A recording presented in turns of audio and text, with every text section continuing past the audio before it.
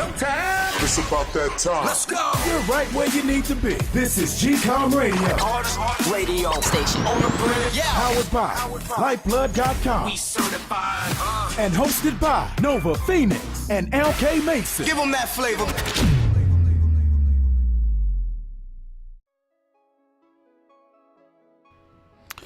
What is going on? This is Nova Phoenix from GCOM Radio. We're here again for episode 27 right here on iHeartRadio. We do not have LK Mason with us for this show because by the time this airs, I record as if people don't know, we record on Sundays. And LK Mason's not feeling well, plus it's Easter weekend, Easter Sunday, she's with family. It's all good. It's all. I don't personally celebrate Easter, but that's a whole nother story. So yeah, man, we're just gonna get into for the first segment things I've been seeing over the week, especially an article that I saw on ABC 12. It came in April 15, 2019 about Flint, Michigan. Everybody knows about Flint, Michigan, and their water issue with their water being lead infused, and it's this whole circus that's going on with, the state and Flint. So I felt that when I read the article, I was like, this is how kind of like Lyfeblood ties in. As I said before from the last show, I was going to let you know how we can apply Lyfeblood.com. And Lyfeblood.com, if people don't know, is a site that encourages people to find out and build their passion through the dollar power philosophy. The dollar power philosophy is every member is dedicating to give at least $1 per month to a member of their liking in order for them to fulfill their dreams. Now, how kind of Lyfeblood ties in, and the Lyfeblood there's many different applications.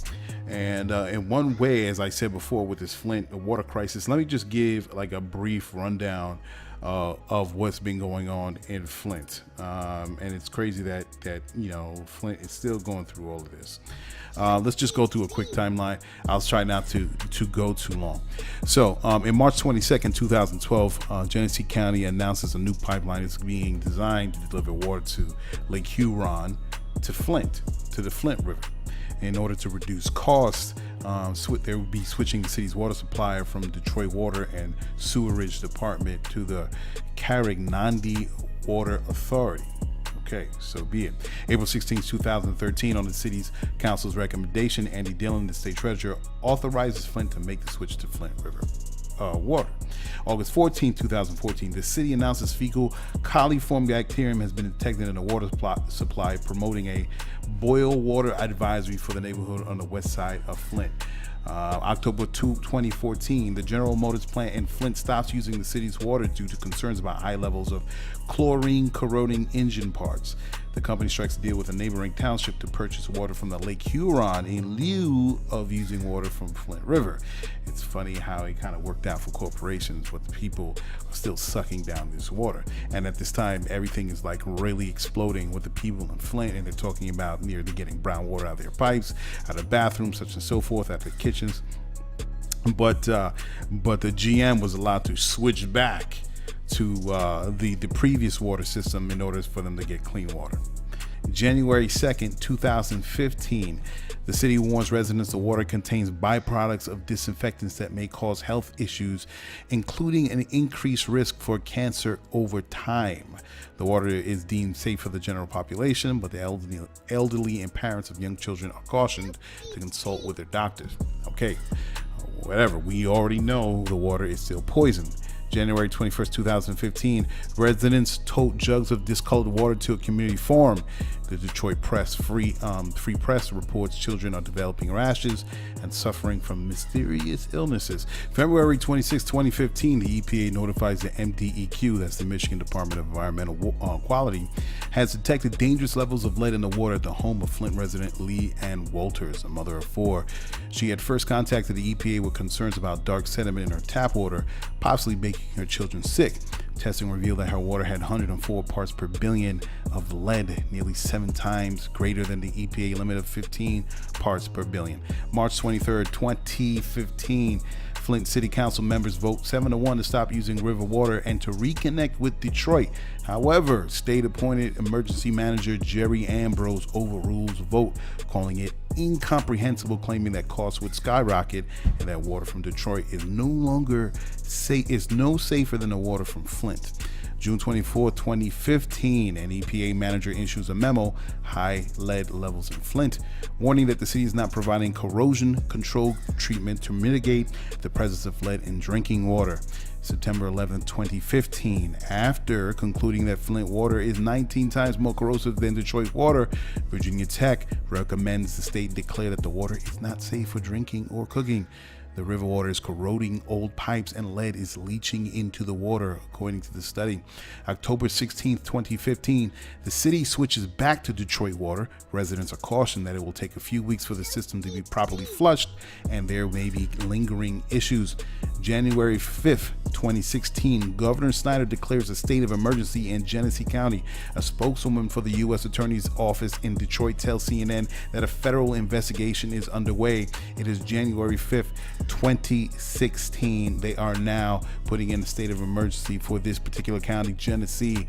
Amazing. January 16, 2016, the president declines to declare a disaster in Flint. Instead, he authorizes $5 million in aid, declaring a state of emergency in the city, which it doesn't make sense. How can you not, how can you decline it being a disaster in Flint, but still giving money for aid? In turn, it allows a state for the Federal Emergency and Management System, FEMA, to come in and step in. It's kind of confusing there. Did he deny it? I'm still trying to understand. Did he deny it at first and then from public pressure, did he fold Trump? I'm not sure about that. At this time, everyone's getting sued, federal agencies, companies, everyone's, class action suits. Everybody's up in arms. It is serious. January 24th, 2017, the MDEQ reports that lead levels in the city's water tested below the federal limit, according to a recent 6-month study. We're coming close to the end. March 28, 2017, a federal judge approves $97 million settlement in which the state of Michigan agrees to replace lead and galvanized steel water lines in Flint. The state will cover the cost of replacing water lines, the pipes that connect household plumbing to the main distribution pipe running beneath the street, for at least 18,000 Flint households by 2020. April 2018, April 6th, Snyder announces the end of a free bottled water program in Flint, claiming the water quality has been restored. The program was part of a $450 million state and federal aid package. The state has been handing out bottled water and filters at several distribution points across the city and will continue once the current supply runs out. Now, that was the end of that as far as recorded history of what's going on in Flint. But yet this report comes out on ABC 12, April 15, 2019, that they just received $77 million to pay for water projects. Again, the Michigan Department of Environmental Quality announces a $77.7 million loan to the city. Interest will be 0% and 100% of the principal will be forgiven, effectively making it a grant, right? So it's going to go through to all the infrastructure that's needed to create these new pipelines for fresh water. All right. And state officials say the funding will help ensure Flint's water system remains compliant with laws and quality standards. Yet, the Flint Department of Public Works Director Rob Bensick, I think his name, that's how you pronounce it. He says these projects will help to short and long-term sustainability of the water system in the city of Flint. However, they need $300 million in capital improvements over the next 20 years to sustain the system. Wow. So we can pretty much say from, say, August 14th, 2014, when the water supply was first detected to be contaminated, up to, let's say, 2018, 2017, it took for them to for the federal judge to approve a $97 million settlement in which that money was going to go to replace the system. So you can, oh my God, years have passed by for someone to get some sort of action put into place as far as money to contribute to the to the rehab of the water system in Flint, Michigan, and bring it back to its original source. And then to say this $77 million is coming, that was reported by ABC 12 on April 15, 2019, that was going to go to further go towards the construction. I find that amazing that, it's going at a snail's pace, all the while these people are still drinking his water. Now, the governor did say that the water was drinkable and he was no longer giving out free bottles of water under this government program. That was $450 million. Who knows, however, that water was, how you fit that water into the $450 million. But now, you have the $77 million that's being put out. So, after all this rigmarole, bureaucracy, red tape, people suing, money was going towards the Flint water system. And did they get started? I don't know. That requires further digging. But how I say that Lyfeblood does come into play here is that the people can do it themselves. The way the people can do it themselves and use Lyfeblood to their advantage, to their benefit, is by simply creating this group economics methodology. In one way is create a profile. That's first and foremost. You create a profile on, and call it whatever you want. Get a small group of people that are trustworthy, that the people can trust, and start a small group of people to run this page. And there will be 3 things that they can do. All right, now the small group of people could be 3 to 5 handling the business of this local agency or nonprofit or whatever you want to call it as a part of Lyfeblood.com by starting a profile. Of course, they hook up their account to there, however you want to do it. It's a 501c3 in whatever capacity that it can materialize. You have your account on Lyfeblood.com as a part of your profile. 2, there will be transparency. Meetings will be recorded live, or the recorded meetings will be put on YouTube or on Lyfeblood.com, so people can be invested and see what's happening and what dialogue is taking place in order the funds will be sufficiently distributed to where they need to go, whether it's construction, whatever have you, however, in whatever way possible. And number 3, there will be, of course, public communication open. People of Flint can become lifers on Lyfeblood.com and connect to this profile. They can see what's going on the timeline. They can ask questions. They can put in their own input.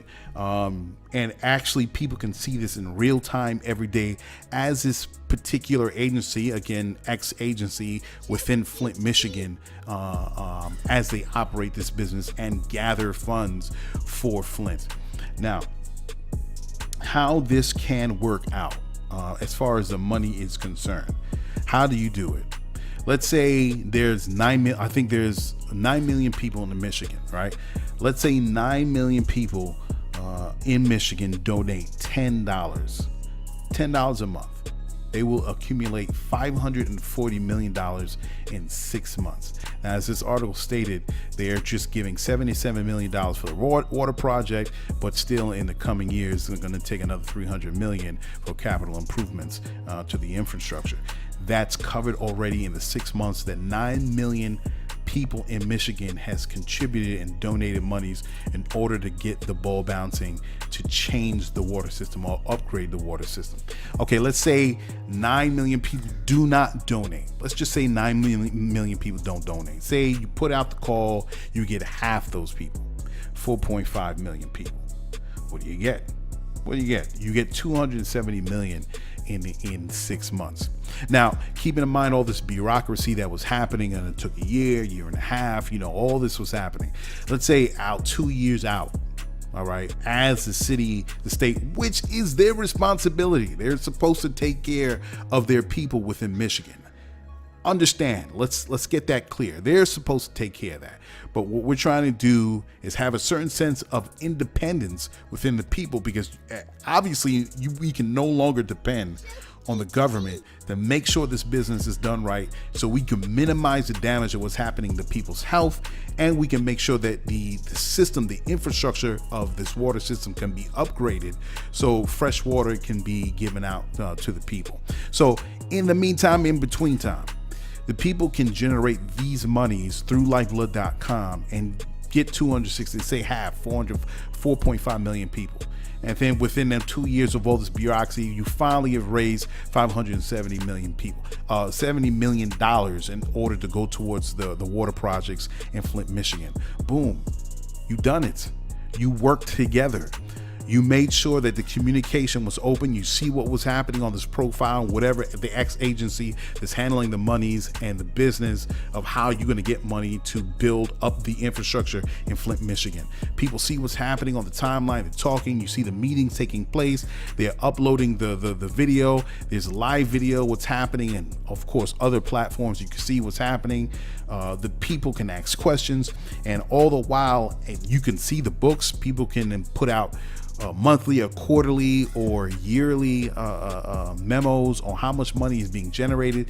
People see this in real time, and then these people that's put to task in order to gather the money in order to build back the infrastructure, this water, the water system infrastructure. Now you can see and directly talk to them, and now they can say, hey, they can start delegating, okay, this 20 million goes here, that 50 million goes there. Now, I'm not expecting any okie doke person to create an agency. It has to be responsible people that have a background, if in case it's a nonprofit, in order to properly handle this money. And again, that's why I stress transparency, because we don't want the same thing to happen like what happened with American Red Cross in Haiti, where they had the earthquake and $500 million was generated to build homes in Haiti. And what happens after the fact? Only 8 homes were built off of that $500 million. And then they say, well, you know, it was administrative costs. No, we're trying to avoid that. We're trying to make it as transparent as possible. So because people are donating their money, they want to make sure the money is going to where it needs to go.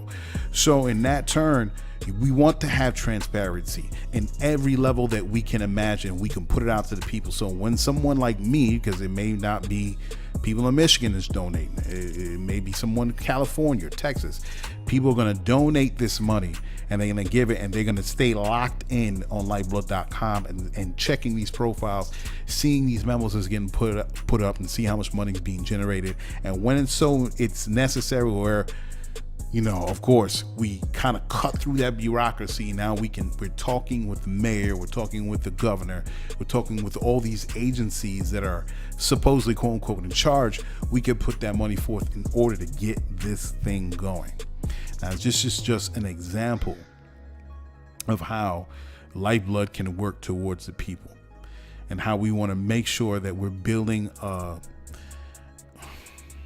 new way of interaction, a new way of human interaction, where we can have some sort of independence within ourselves and knowing the power isn't when ourselves do it. No longer are we expecting the government to do it for you or do it for us.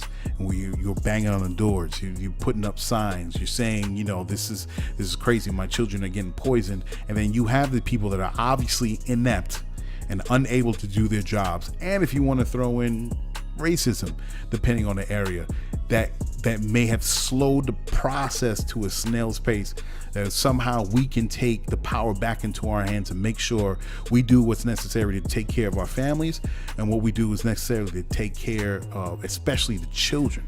The children is most important, because I heard a lot of kids have been affected by the high lead levels in this water system that they were drinking, and that's terrible. And this is where Lyfeblood.com can work in this instance, in this scenario, where the people can take it upon themselves to clean up their own community, to clean up their own county, to clean up their own city, state. This is how Lyfeblood can work for it, can work for the people. So we're gonna get into a song with this artist. Her name is Londynn B from ATL. She got a joint that's on the radio right now called Big Old Freak. I can't play the song because my daughter be in the back when it come on. I gotta turn it down, but we got another song for y'all. It's called Go Off. Check this out, Londynn B. They don't wanna see me on the radio. Get it, I had to flip it. They don't wanna see me on the radio. Get it, I had to flip it.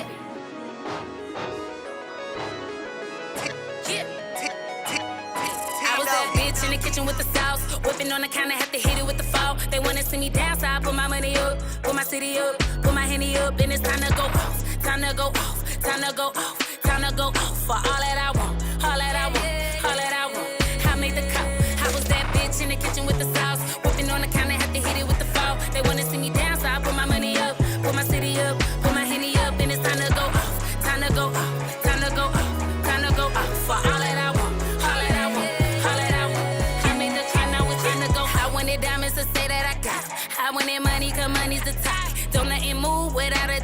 solid, and that's why I walk with my hands in my pocket. Pardon my manners, you won't understand this. What's the TV if you not on the channel? Mama said, don't you go playing with fire, so I had to put my hand over the candle. I had to word like Rion.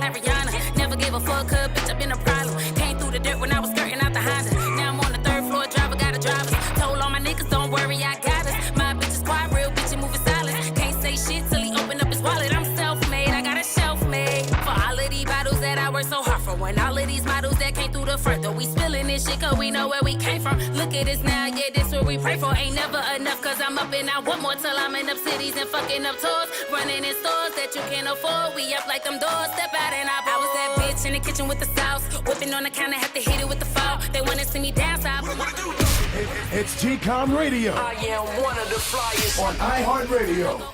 Time to go off for all that I want, all that I want, all that I want. I made the cop.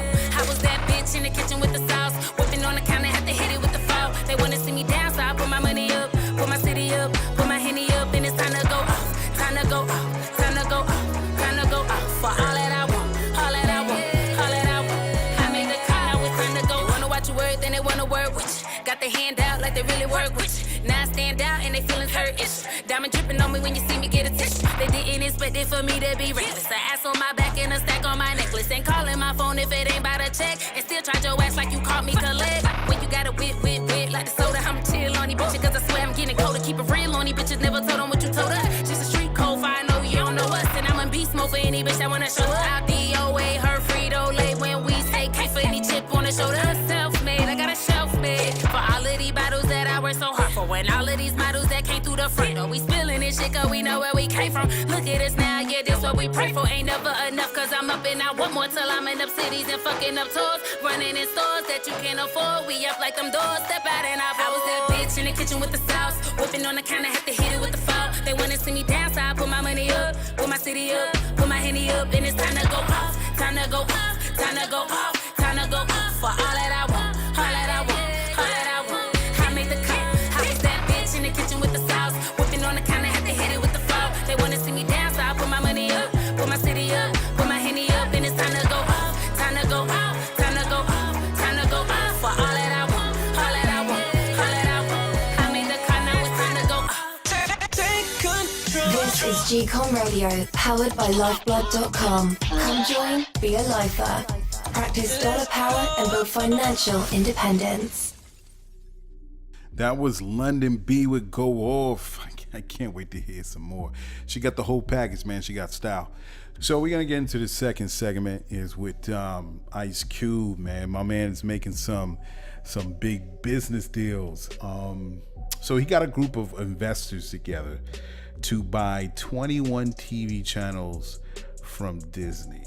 I think that is the business. Big ups. And this is, of course, for his company, the Big3. He's going to start his own.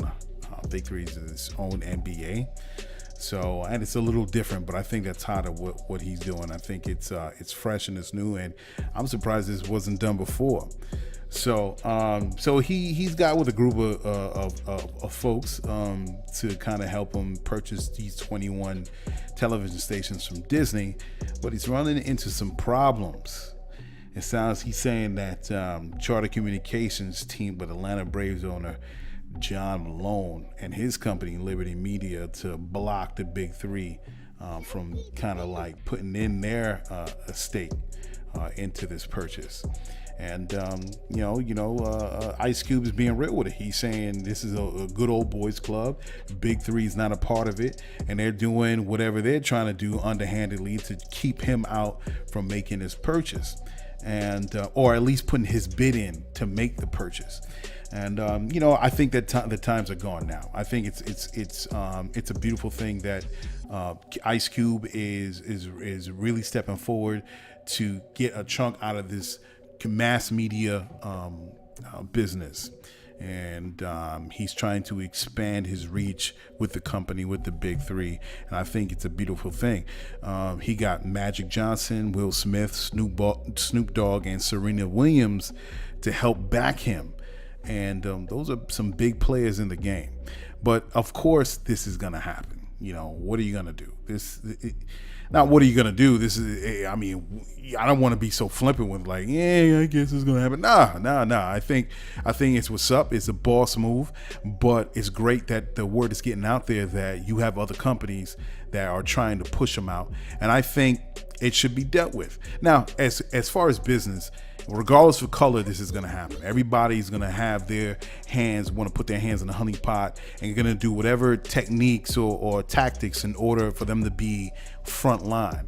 But you know what it is. They're going to, because these companies are pretty much standard on as far as companies that want to break into the mass media game for their other companies.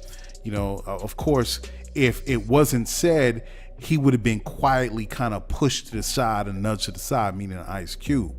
But I'm glad that we kind of have to highlight these situations, because how else are, people of color and or African American people going to be able to get a fair shake in this business, whether it's sports, mass media, entertainment, such and so forth, if we don't highlight the biases that happen because of that.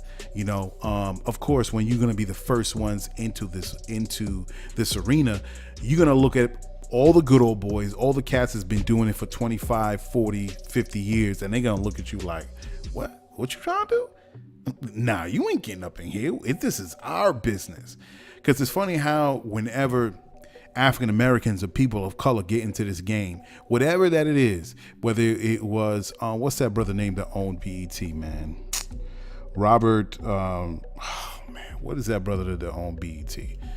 Come on, y'all, help me out here. It's Robert. Let me put this in BET. I want to put this in Robert Johnson. Robert Johnson. Didn't he want to get into buying an airline?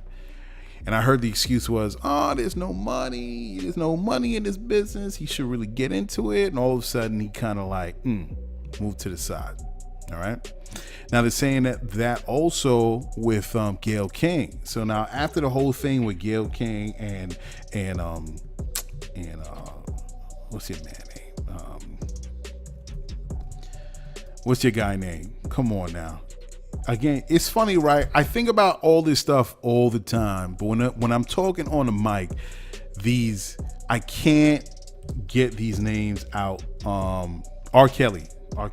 So ever since after R. Kelly, Gayle King's renegotiating her contract. She's only making like $5.5 million. Right, so it's time for her to renegotiate the contract, and the network that she's with, I think it's CBS, where she does her morning show.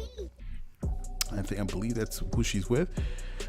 Now, the networks that she's with is saying, oh, well, we don't have any money, blah, blah, blah, blah. This is actually happening. It was in an article that I read. Oh, we don't have any money. I'm like, what? You don't have no money? You don't have no money? Nah. And you know what? Someone that I know that's in my FB, she was like, I'll gladly take it. And I told T, her name is Tanisha. I said, T, listen, of course I'm typing this. I'm like, I support you in every way, but Gayle King should get her money. Because, if Megyn Kelly can walk away with $30 million when her whole show tanked and it was trash from before, and she said some craziness about blackface, and she ain't try to stay on the station. She got her lawyer. What she did, she immediately, as I spoke about it on the show before, she immediately was like, yo, I'm going to get my money and I'm going to get my $30 million. I'm going to walk nice, because she know her show wasn't doing well. So it was like an excuse to just walk away. But she got $30 million. Her whole contract was for $64 million or something. $64 million. What you talking about? And Gayle only getting 5.5. All right, her star power is rising. She's glowing. She's out here walking like a queen.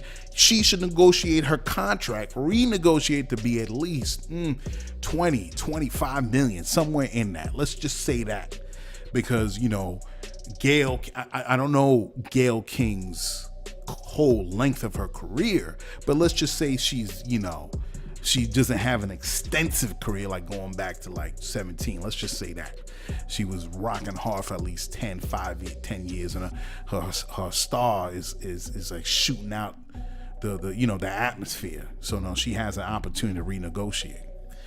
She should at least get 2025. At least. And for the network to say that they don't have any money, which is always said when it comes to black people doing their thing in this country. It don't matter if you're making $25 million. It don't matter if you're making $120,000 a year. It's always said, we don't have any money. Nah. Get your money, Gail. Get your money. Okay? So hopefully she's getting what she deserves, and she should get top of the line. But it's the same thing that was happening, ties in with Ice-T, man. Ice-T now, he's got the Big 3 and he's making moves, and he has all these people next to him, and he wants to buy the 21 TV channels in order to broadcast. I'm sure that's how he's going to do, broadcast the Big 3 games. That's what's up. That's what's up. That's solid. It's beautiful. And he got to put those cats on blast that's trying to nudge him out the game. So big ups to Ice Cube, man. I just wanted to at least say that, because sometimes this glass ceilings it's not it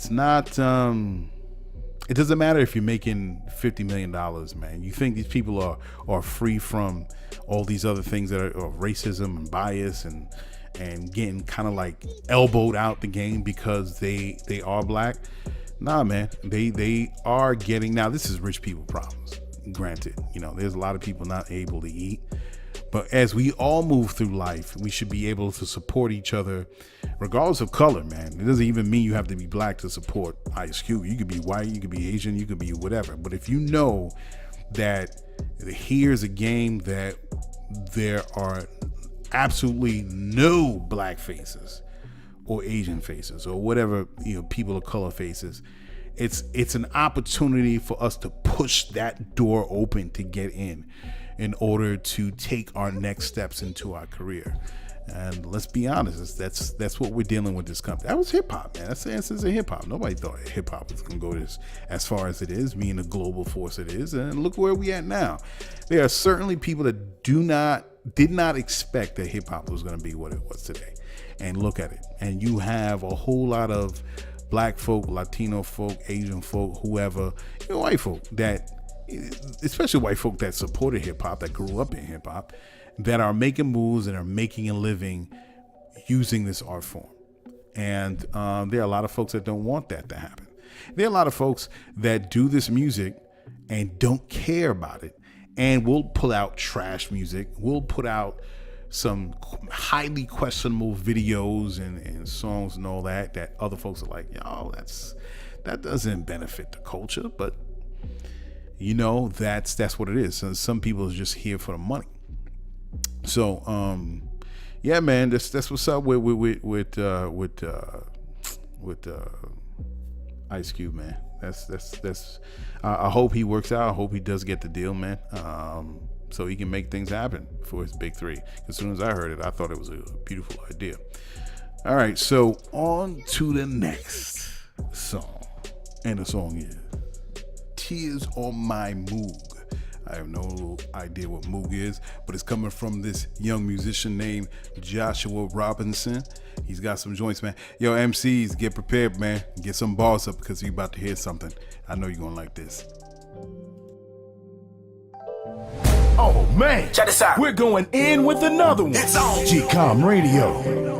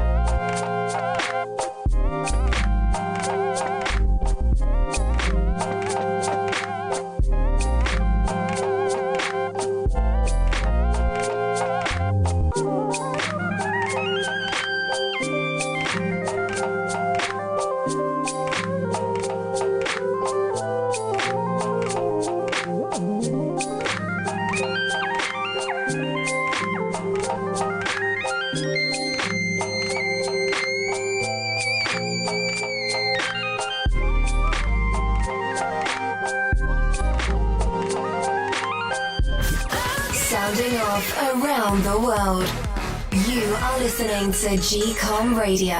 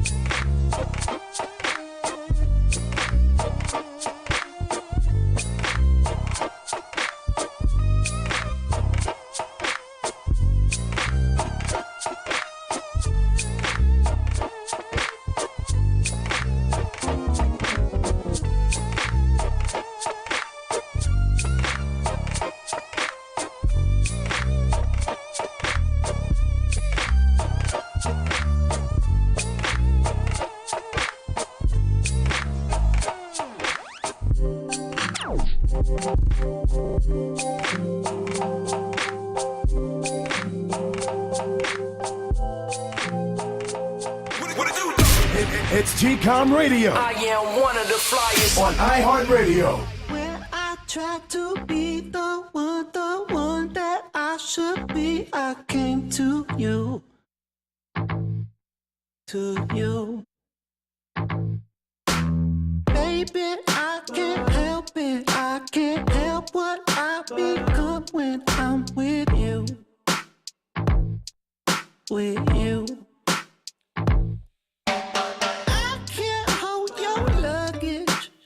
You can't keep the chain. Won't you run along and buck up someone else's Saturday? I wipe it off. Sorry, though.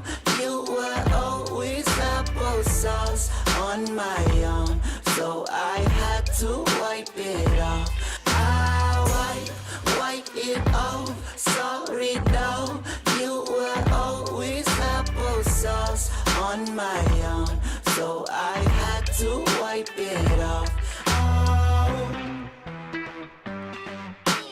Mr. Officer, I see you eyeing me, but sir, I'll let you go.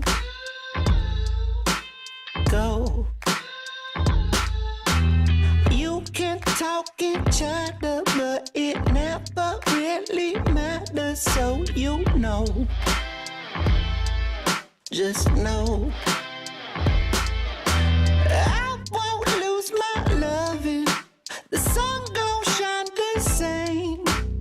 You should get a step and move the fuck up out my way. I wipe it off. Sorry, though.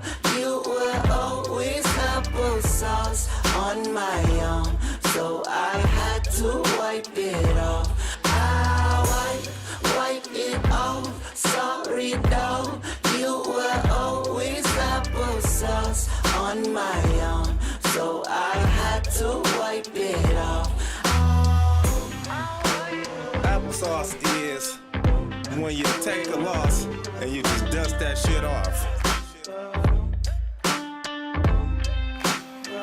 It's when you got a sucker around you and you just tell them to get on. Applesauce is instead of taking a loss, you handle shit like a boss. Ryan's World, Applesauce. Yeah, I was feeling that one. Okay, and before we start and get into our next segment, we have to get into the news you need to know. Let's get started. Ladies and gentlemen, Around the world and right in your neighborhood. It's the news you need to know.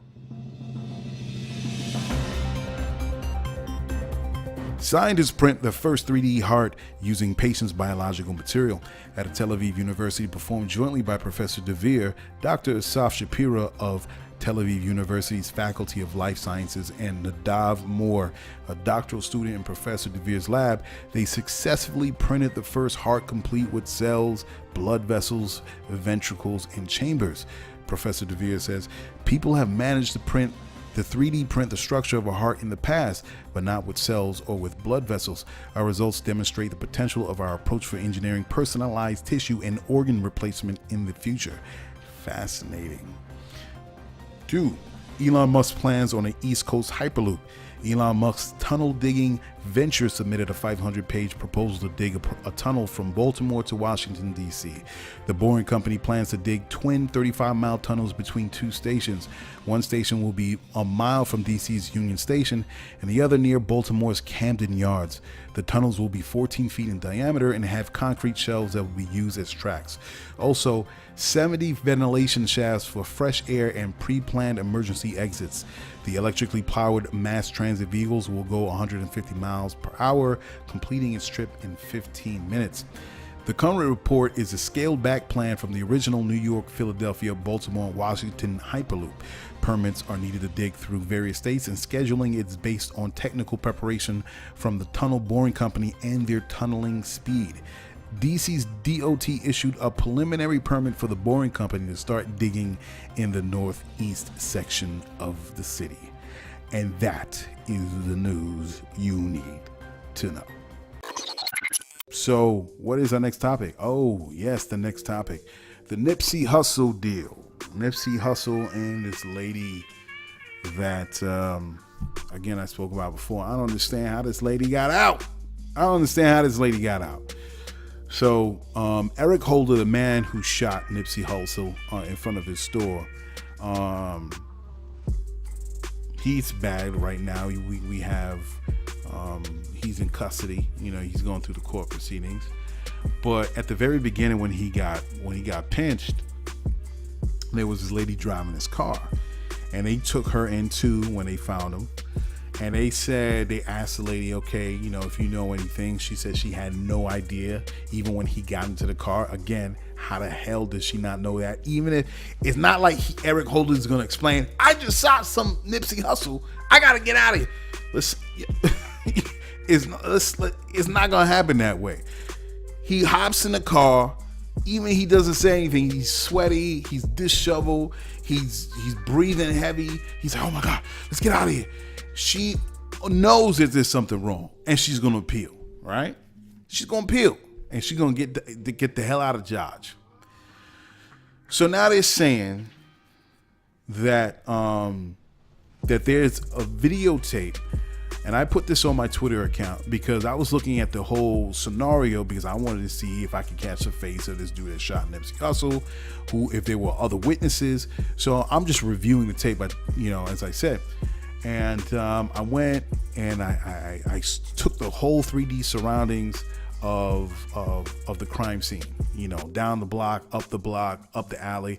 And there was one particular area, as I said, the alley, that had a camera up there. I'm like, wait a second. If the report is saying, or the LAPD is saying that he came up the alley to cross over to speak to Nipsey Hussle and his people, there's a camera right there, right? So they're obviously... They can get a clear shot of the killer. This is before we knew it was Eric Holder, and I'm like, all right, fine. Of course, Eric gets bagged.